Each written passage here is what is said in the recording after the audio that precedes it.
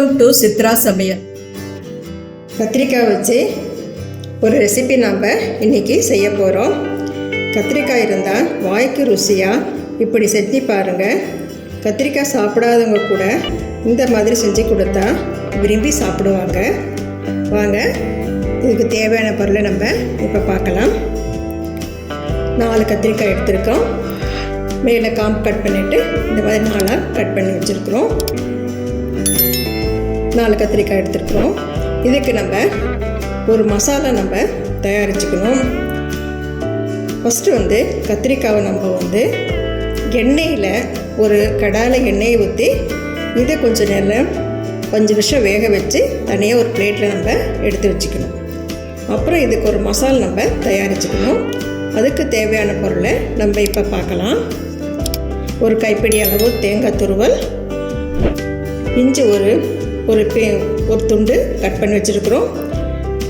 5 பூண்டு பல் உரிச்சு வச்சுருக்குறோம். ஒரு கைப்பிடி அளவு கறிவேப்பிலை, 2 ஸ்பூன் கடலைப்பருப்பு, ஒரு மீடியம் சைஸ் பெரிய வெங்காயம் நீல வாக்கில் நம்ம கட் பண்ணி வச்சுருக்கிறோம்.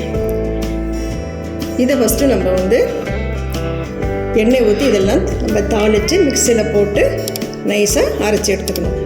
அதுக்கப்புறம் நம்ம குழம்பு தாளிக்கணும்ல, அதுக்கு தேவையான பொருளை இப்போ நம்ம பார்க்கலாம்.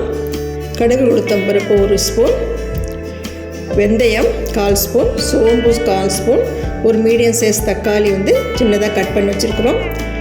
மிளகாத்தூள் 1 ஸ்பூன், சாம்பார் பொடி. இதில் நான் மிளகாத்தூள் சேர்க்காம தான் வீட்டில் செஞ்சுருக்கிறேன். அதனால் நான் இது மிளகாத்தூள் இல்லாதனால நான் தனியாக மிளகாத்தூள் எடுத்துருக்கிறேன்.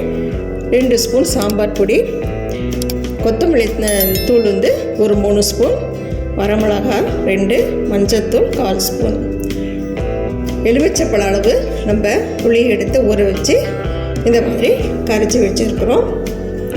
இப்போ நம்ம செய்ய ஆரம்பிக்கலாம். முதல்ல நம்ம வடைச்சட்டியை அடுப்பில் வச்சுட்டு இந்த கத்திரிக்காயை போட்டு கொஞ்சம் 5 நிமிஷம் வேக வச்சு எடுத்துக்கலாம். கேஸ் ஆன் பண்ணிவிட்டு ஒரு அடிகனமான ஒரு வடைச்சட்டியை வச்சுக்கிட்டோம். ஒரு 5 ஸ்பூன் நான் ரீஃபண்ட் ஆயில் எடுத்திருக்கேன். நீங்களுக்கு தேவைப்பட்டால் நல்லெண்ணெய் கூட இதில் செய்யலாம். அது ஒரு 5 ஸ்பூன் எடுத்து கடாயில் ஊற்றிக்கிறேன். எண்ணெய் காயிட்டும். எண்ணெய் காய்ஞ்சிருச்சு. இப்போ நம்ம ஒன்றொன்னா கத்திரிக்காயை போட்டுக்கலாம்.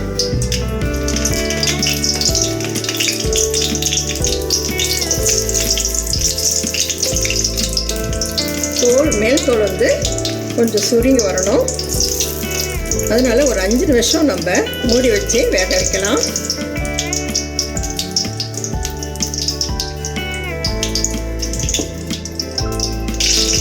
அஞ்சு நிமிஷம் ஆயிடுச்சு. நம்ம இப்போ கத்திரிக்காய் வெந்ததா என்னன்னு பார்க்கலாம்.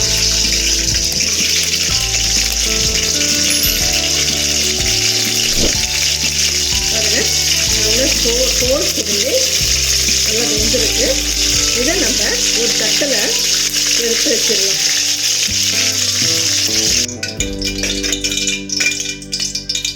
கத்திரிக்காயை ஒரு தட்டில் நம்ம எடுத்து வச்சுட்டோம். அதுக்கு கத்திரிக்காய்க்கு ஒரு மசாலா தயாரிச்சுக்கலாம். குழம்புக்கு எடுத்து வச்சுருக்கிறோம்ல மசாலா செலவெல்லாம், அது ஒன்றா இப்போ நம்ம போட்டுக்கலாம். இதே எண்ணெயில் கத்திரிக்காய் வேக வச்சா அதே எண்ணெயில் நம்ம போட்டு வறுத்தெடுத்துக்கலாம். முதல்ல இஞ்சி பூண்டு போட்டுக்கலாம்.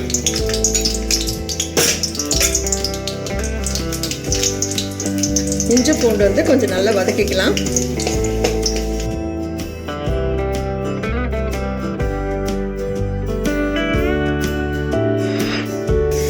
கடலைப்பருப்பு 2 ஸ்பூன் எடுத்து வச்சுருக்கோம்ல, அதை நம்ம இப்போ போட்டு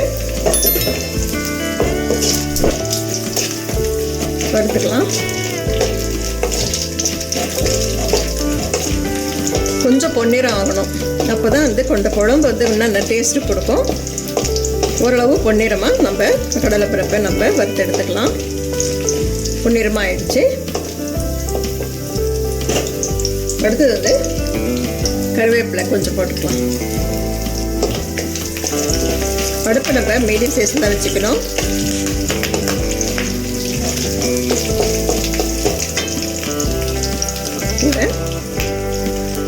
வெங்காயம் வந்து ஒரு கைப்பிடி அளவு, 2 வெங்காயம் வச்சுருக்கோம். இப்போக்கு வந்து இந்த மசாலா சேர்த்துக்கு ஒரு கைப்பிடி அளவு வெங்காயம் மட்டும் போட்டுக்கலாம்.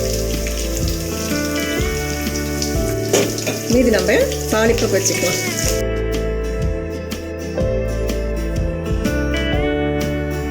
இந்த மாதிரி வித்தியாசமாக நீங்கள் செஞ்சு கொடுத்தீங்கன்னா குழந்தைங்க பெரியவங்கெல்லாம் விரும்பி சாப்பிடுவாங்க. இந்த குழம்பு வந்து கூட நம்ம 2 நாள் கூட வச்சு சாப்பிட்லாம். கேட்டால் அது நல்லா இருக்கும் அந்த குழம்பு.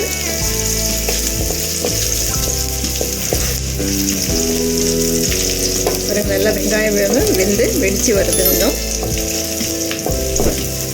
கொஞ்சம் பொன்னிறம் ஆகட்டும்.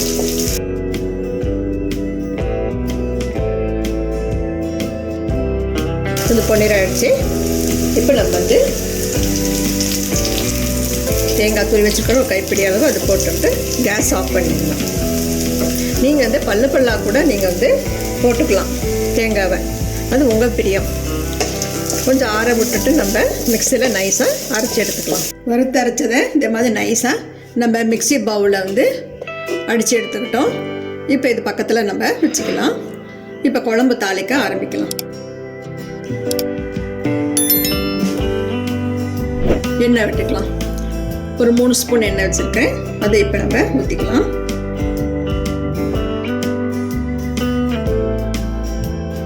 எண்ணெய் காஞ்சிடுச்சு. இப்போ நம்ம வந்து கடுகு உளுத்தம் பருப்பு அதை இப்போ போட்டுக்கலாம்.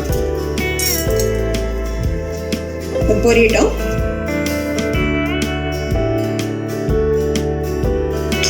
இட்லி தோசை சாதத்துக்கெல்லாம் கூட சாதத்தில் கூட ஊற்றி பிசைஞ்சு சாப்பிட்டுக்கலாம். இட்லி தோசை சப்பாத்தி எது கூட ஊற்றி சாப்பிட்டுக்கலாம். ரொம்ப டேஸ்ட்டாக இருக்கும்.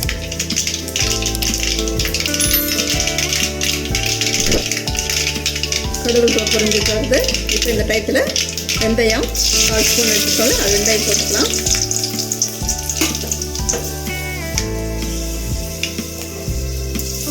சோம்பு கருவேப்பிலை. அடுப்பு நம்ம மீடியம் சைஸில் தான் வச்சுக்கணும். இப்போ வரமிளகாய் 2 எடுத்துருக்கோம்ல, அதை இப்போ போட்டுக்கலாம்.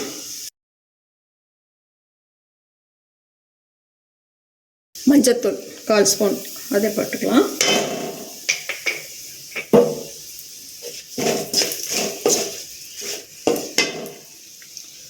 வந்து வெங்காயம் ஒரு கைப்பிடி தான் எடுத்து போட்டிருந்தாலும் மீதி வெங்காயத்தை இதை போட்டுட்டு நல்லா வதக்கி விடணும்.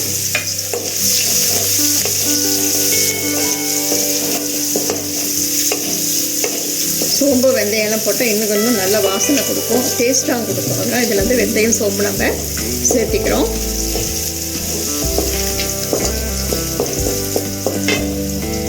மீடியம் சைஸில் அடுப்பை வச்சுட்டு கூட தக்காளி அதை போட்டுட்டு தக்காளி வெங்காயம் வேகணும்ல அதுக்கு ஒரு 1/4 ஸ்பூன் தூளுப்பு போட்டு கொஞ்சம் குழைய வேக விடலாம்.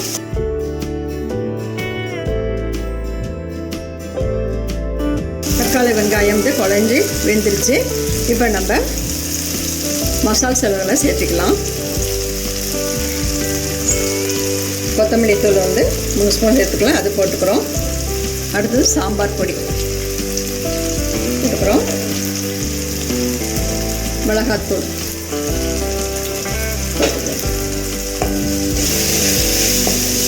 அடுப்பு இப்போ ஸ்லோ வச்சுக்கணும். இன்னும் இந்த மசால் பொடியெல்லாம் கொஞ்சம் சேர்க்கறதுனால அடி பிடிச்சிக்கும். ஒரு கிளறிக்கலாம்.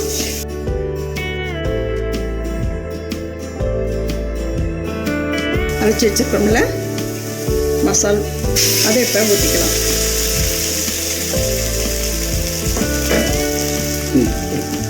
மிக்ஸி ஜார்லேருந்து ஒரு 300 ml தண்ணி சேர்த்துக்கிட்டு இதை ஊற்றிக்கிறோம். நம்ம இந்த கடலைப்பருப்பு சேர்த்துட்டு வறுத்து போட்டிருக்கோம். அதனால் வந்து கொஞ்சம் தண்ணி கூட கெட்டியாகிடும் சீக்கிரமாக. அதனால் கொஞ்சம் 300 ml தண்ணி ஊற்றிக்கிறோம். அப்புறம் தேவைப்பட்டால் கூட நம்ம ஊற்றிக்கலாம். இப்போ தேவையான அளவு உப்பு போட்டுக்கலாம்.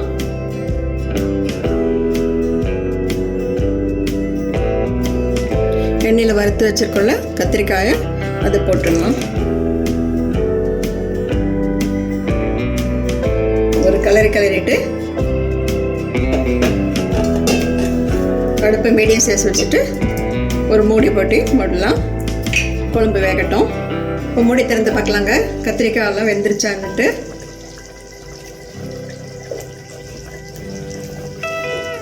நல்லா பச்சை வாசனை போய் அரைச்சி வச்சு ஊற்றுறதுல பச்சை வாசனை போய் கத்திரிக்காயும்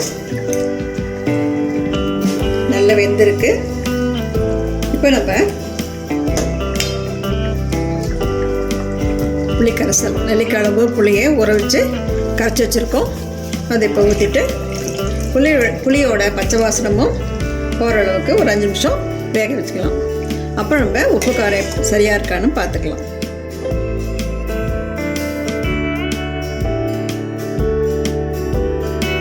அஞ்சு நிமிஷம் ஆயிடுச்சு. திறந்து பார்க்கலாம்.